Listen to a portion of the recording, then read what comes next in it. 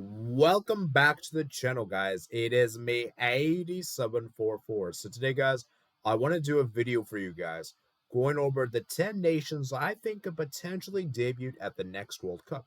So I want to know what you guys think in the comments below. Do you guys agree with me? Do you guys disagree with me? Let me know what you guys think. And also, please remember to hit the like button, guys. Hit the subscribe button, guys. I want to see us reach 30 likes for this video, guys. And yeah, like so, guys, if you get, you know what, I'll tell you what, guys, if we do 30 likes this video, maybe I'll do a video, go over nations from the previous World Cup that may not qualify for the next World Cup. If you guys want to see that, get the like button, guys. Hit the likes, get those likes up, make guys likes up.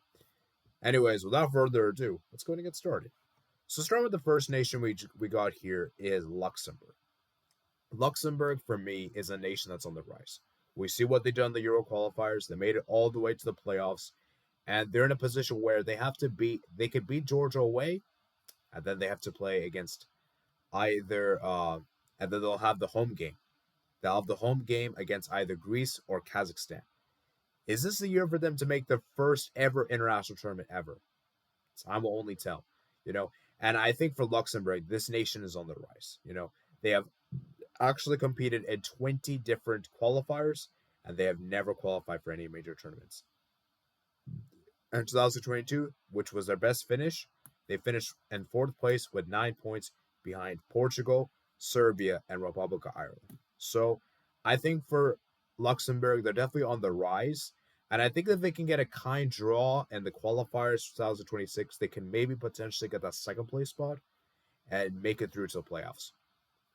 And also maybe right through the Nations League as well, if they mess up the qualifiers. But obviously they should probably focus more on the qualifiers. But yeah, for Luxembourg, man, I think it's going to be very difficult for them. Like I said, they haven't been in a tournament before, and so this is going to be very difficult for them. And we'll see if they can actually pull it off, man. So moving on, next it is Zambia. Zambia for me is coming up here.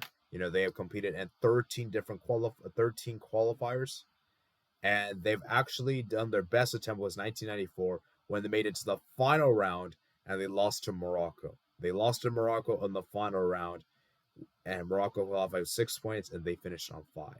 So had they not lost to Morocco on the final day, they could have maybe been in the World Cup. So, Zambia, like I said, I'm looking at the group right now they have in this year's edition, and it's looking tough for them because they have Morocco again, and then they have Niger and Congo. And I just think that for me, it's going to be difficult for them. It's going to be difficult for them because they already lost to Niger. And then there's also Chad as well.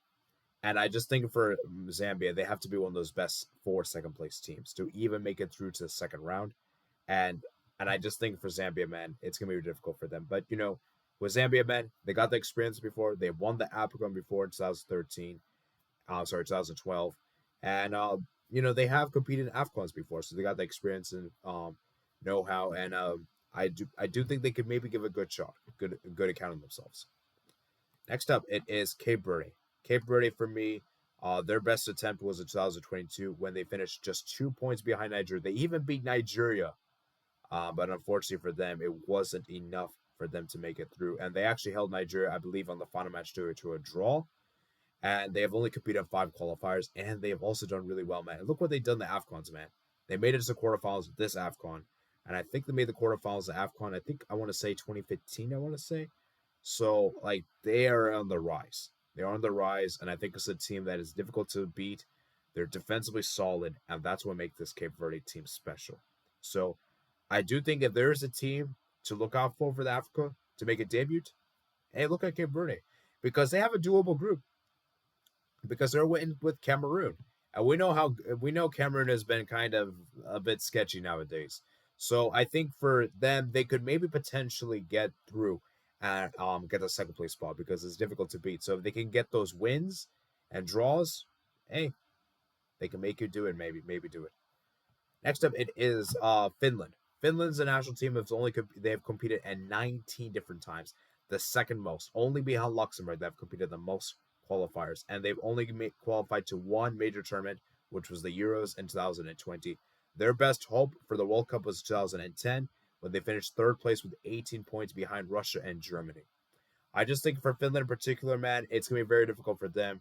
I just think the national team is kind of going through a decline, with the older players, and it's going to be very interesting to see how Finland replaces older guys with younger players. Are they the younger players be able to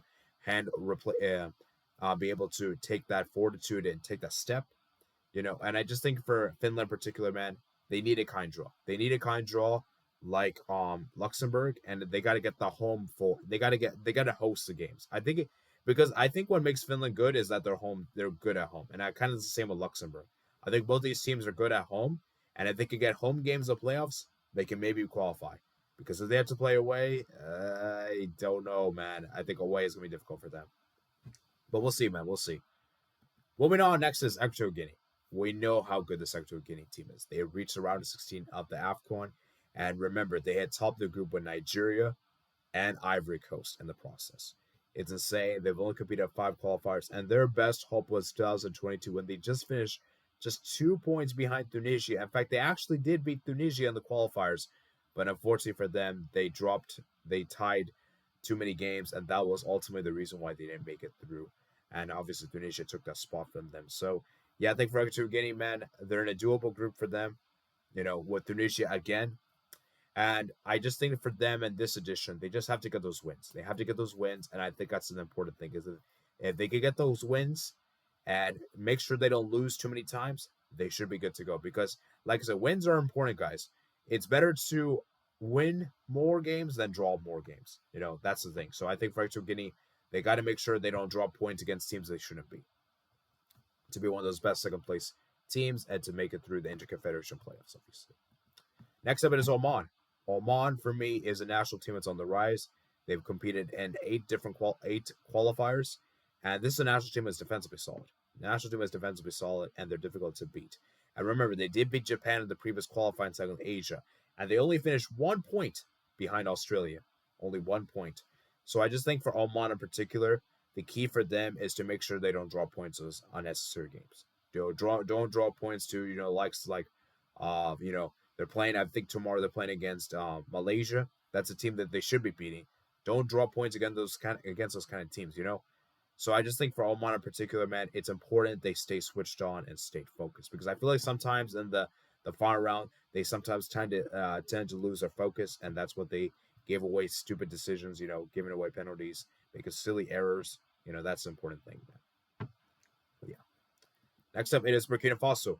Burkina Faso, man, they've competed in 8 different qualifiers, and they were so close to 2014. They were so close to 2014. They lost to Algeria on away goals. They beat Algeria in the first leg 3-2, and then the second leg they lost 1-0. And they even were complaining that the player that played for Algeria shouldn't even have been allowed to play. Obviously, FIFA dismissed the protest. And for Burkina Faso, man, this is a nation that's also not won the Africa Cup of Nations. They have reached 3 AFCON finals and lost all 3.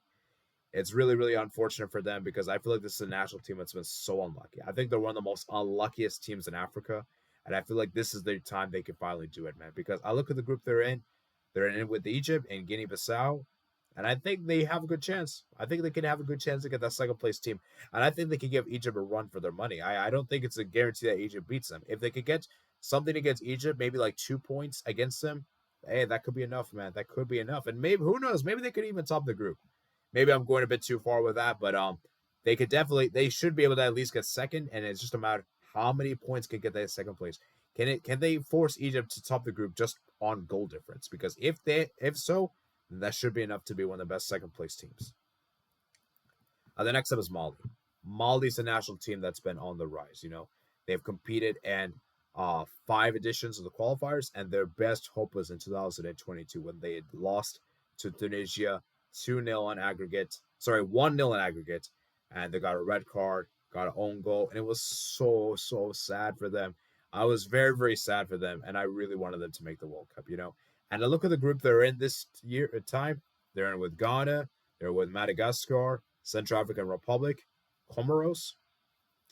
I think they have a good chance to top the group, because Ghana is a bit misfiring. Where we saw what Ghana did in the AFCON, man. Ghana embarrassed themselves. Back-to-back group stage exits. So I think for Mali in particular, this is a great opportunity for them. I do think they could actually maybe top the group. And that could be massive. That could be massive for them. And even if they don't top, they should have enough points to get that second place and be one of those best second place teams, I would imagine. At the The next up is Uzbekistan. Uzbekistan for me is a national team that has done it, 6 times. They played the qualifier 6 times, and their best help was in 2014 when guys they actually tied the same amount of points as South Korea, but guess what? South Korea had a better goal difference by +6, and they had +5, and that's why they missed out.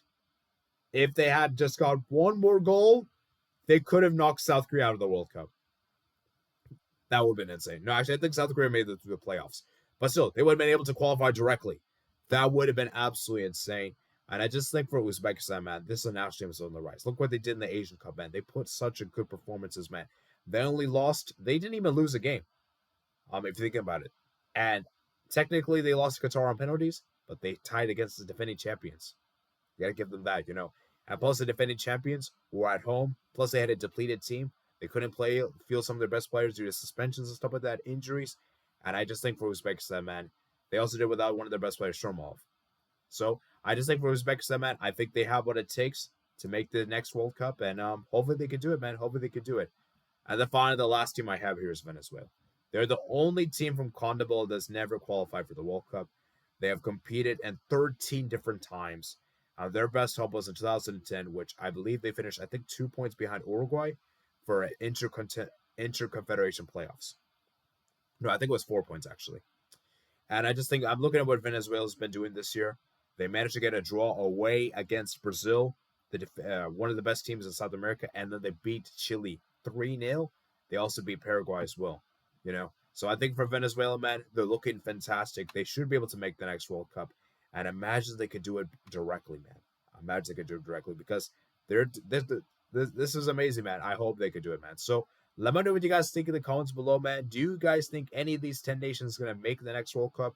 Let me know what you guys think in the comments below. Please remember to like and subscribe. And remember, guys, I rank them from least likely to most likely. All right, I'll see you guys in a minute. Peace out.